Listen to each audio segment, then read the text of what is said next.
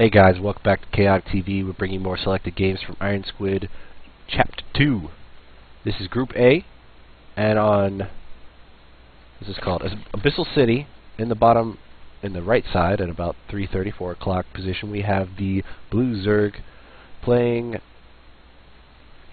He's golden. He doesn't have a team right now. He was formerly of Light Esports, and now he's currently without a team. On the left side we have the winner of IPL 4, Fnatic's Alive, as the Red Terran.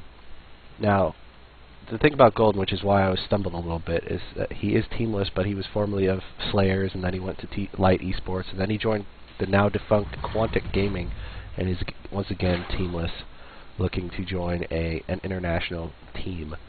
Now, Fnatic Alive, since he won IPL 4, which he won while I was driving back to LA because it was already 9 o'clock and they still hadn't finished after starting at about 7, and it was it was ridiculous how many technical issues there really were that they were going through.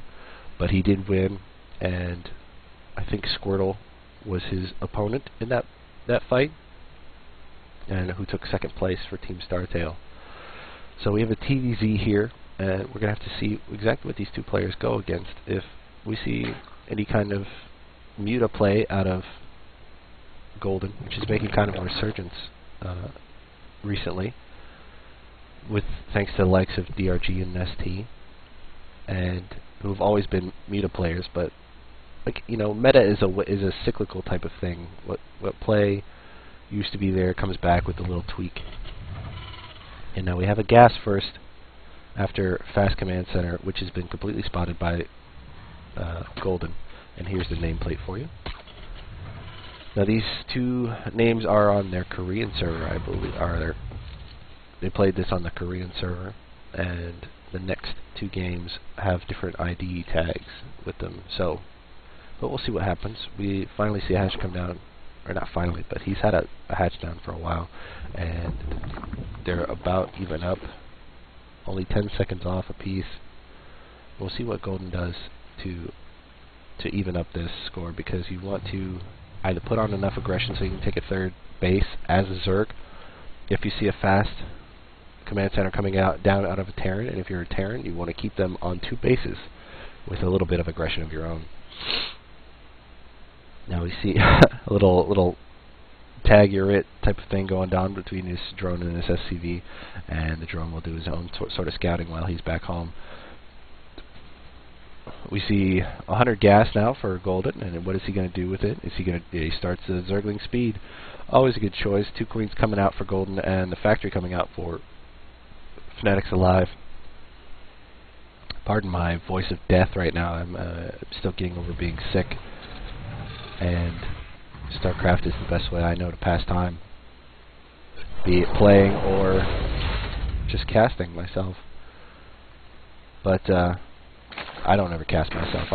I'm a horrible player, to use the British pronunciation of an A before an H sounding word, so they say N100 instead of A100. And it's still doing the tag type of thing, although it's instead of a drone, it's a Zergling right now. I did not get to see IronSquid when they were live because it's a European tournament and it's about 5 hours ahead. And when I was on the East Coast during some of these gameplay times, when they were actually being cast by Kilaris, I think, or were they being cast by Wolf and Kaldor? I don't even know. I haven't even looked that up. But I did want to see all these replays, and I think this is the best way to do it, is to analyze it while you're watching a replay. You always want to see what they're doing. Now we see a third base coming down out of Golden. And watching all these replays really does make you a better player. It makes you love the game even more just by being immersed in it. You can watch it cast, and you can watch it being cast, and that's more of an entertainment type of thing. But if you really want to learn something, you try to cast it yourself. But anyway, enough fiddle-faddle preaching from me. I don't know why I went off on that little tangent, but anyway, we've got very standard play coming out. I'm really excited about these two eBays coming out for Alive. I like to see upgrades. I'm a big fan of it. A third third command center right here is going to help him saturate this second mineral line before he moves it down either to here or more likely to this third position right here. This hatchery is about to finish up, and the creep is starting to be spread across so that he can reinforce that. It's kind of a distance, you know, and if they ever make a version of this map where this has a full mineral line and 2 gas geysers, this will be the third base of choice, even though it is like Daybreak in that it has a huge concave. It's even almost a 180 concave possibility here as opposed to Daybreak's, which is kind of an angled concave where there's a break here or a ramp here, and then there's the middle with the rocks that almost never get taken down, and then there would be equivalent of another break here. And these Zerglings are just taking map control right now. And these Hellions right here, are, if they ever catch them, now the Zerglings know where they are because they had a fellow at this Xel'Naga tower, and it looks like Golden is just doing what he can. He lost an Overlord right here to this floating factory, and this neutral supply depot has no chance. We have Golden throwing a few lings in here just to see what's what. He surrounds one Hellion, takes it out, but he loses a huge number of Zerglings, and he just knows to run away. The Hellion's doing what they can to chase him. One Hellion right there will be picked off again. Will he get any more Zerglings? Oh, he gets almost all. He gets all of the Zerglings. Well done, Alive, and Golden is put on a little bit of a back foot right now, with Alive taking the army supply lead by a goodly amount. He has nothing to reinforce this but one queen, and all these drones are doing what they can to run away. The problem with when you run away with drones is that they kind of bunch up like that, and if he targets them well, then he's going to get a good number of them. He's already got 3 or 4. 5, 6 just went down, and he loses 3 Hellions, but he lost 5 workers to Alive by Golden. Golden lost 5 of them. And he was very lucky to bring in all those newly hatched Zerglings to surround those Hellions and get rid of them. Otherwise, it would have been a big issue. Now, the problem with, as I was saying, the problem with when running from Hellions with any kind of worker is you need to be able to split them. And this is a bit of an oversaturation right now. When he throws this down to his third base, he will be doing a pretty big SCV transfer, because right now he's about at saturation on his second line. More skirmishes out in the middle of the map between these Hellions and these Zerglings. The first instinct by any new player is to go for Roaches against Hellions, but the Roaches can never outrun Hellions, and the Hellions can always outrun Roaches. So if you get your Roaches out of position in the middle of the map, the Hellions can just go home and just start sniping off a number of workers. So, as Day9 says, the best way to deal with Hellions is with a lot of Zerglings. If there's nothing backing up the Hellions, then you can always surround the Zergling, or surround Hellions with Zerglings and just take them out. Big supply depot wall by Alive right now. He can take them all down and move a huge army out at once, or he can just keep trickling in units left, right, and center. And Golden is just doing what he can to keep the map control, and the creep spread is starting to move across the map. A big push down into the third. He's already got a bunker and 3 supply depots ready here, and the Zergling sees it all. Going to get cleaned out by these Marines, but this pack of Zerglings is going to come in and do some damage right as these Marines move away. He's going to try to force a cancel on all of this stuff. Oh, what is he going to get? He got a number of SCVs, and the buildings are going to stay until he reinforces, but he's going to run away with the Zerglings because there's too many Marines against those Zerglings. Not enough. There's no Banelings, and now he's got 5 Infestors coming out with a number of upgrades. Oh, he burrowed some Zerglings. That is just precious. You might have to land this orbital command or do a scan right here just to get rid of it. But this missile turret will reveal them all without any effort. And a 4th hatch coming down. 5th hatch coming. Excuse my coughing. 5th hatch coming down for Golden.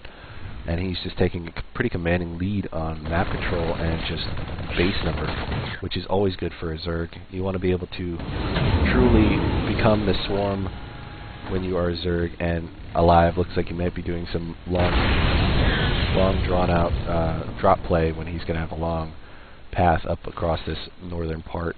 And let's follow his green line. And he's going to pass right over that new base and try to drop in the back here, but I think he might get picked off before a burrowed Infestor or 2 is going to do what they can to sneak into that main base. And with all of these, that shift Q move is very interesting sometimes. He's going to sneak in there, Can he get... Oh, he's been spotted right now by that missile turret, and siege tanks take out those two nearly full energy infestors. Now, a big drop goes down into brand new 4th base. A bunch of spine crawlers going to be planted right after this pick up and leave. And no spore crawler to begin with, but now we see rolling banelings, a spire coming down, hive about to finish, and adrenal glands probably going to start very soon for Golden, as well as the army composition of Marine Marauder, Medevac, and Siege Tank coming out for Alive. Very powerful combo. As well as everybody's going for those full upgrades. So we're going for a really late game type of composition here, especially for Golden. He's already getting that Greater Spire. He's got the energy upgrade for the infestors, and he's got how many infestors on the map now? He's got 5 infestors on the map. And he just sniped another Overlord, keeping some Banelings and Zerglings here to prevent any type of drop play. This hatchery is good placement for another extractor pickup, but mostly is for a larva right now. It looks like there's going to be a bit of a skirmish, or a pretty big, decent battle in the main. Once Alive gets on the creep, he's going to start cleaning it out, and Golden's going to try to come in here and take him out while he's got that speed advantage, especially with those Banelings. And decent Fungals might be able to really do some damage here. Zergling and this hatchery gets sniped right away. No, actually, Golden doesn't look like he really cares. He's already got 4 other hatcheries.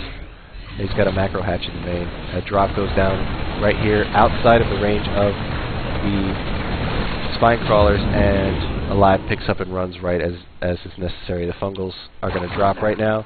Two infested Terrans are going to do what they can to clean it up while Alive cleans up the creep in the middle of the map, cutting off Golden's supply train and reinforcement run, and killing a number of Zerglings for free without any kind of harassment himself.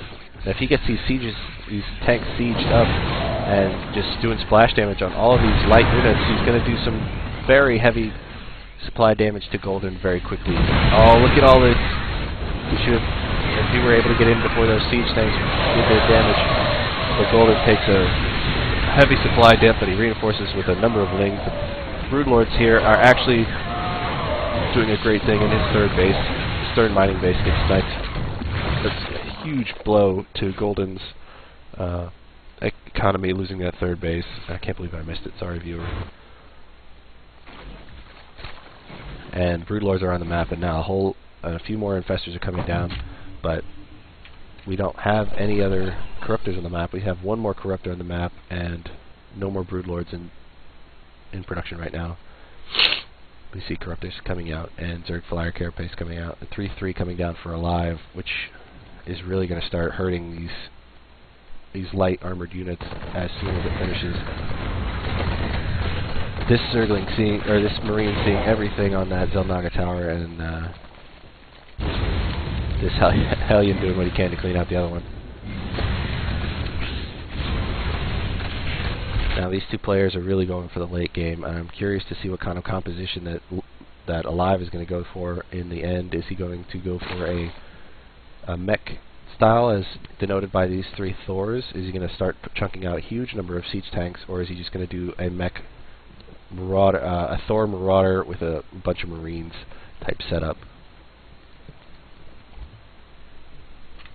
3-3 is finishing for Alive right now. It's a big deal because Golden has only 2-2, and he's really got to get these things going, and he's also got to get some more flyer upgrades going before he can really do some damage with this stuff.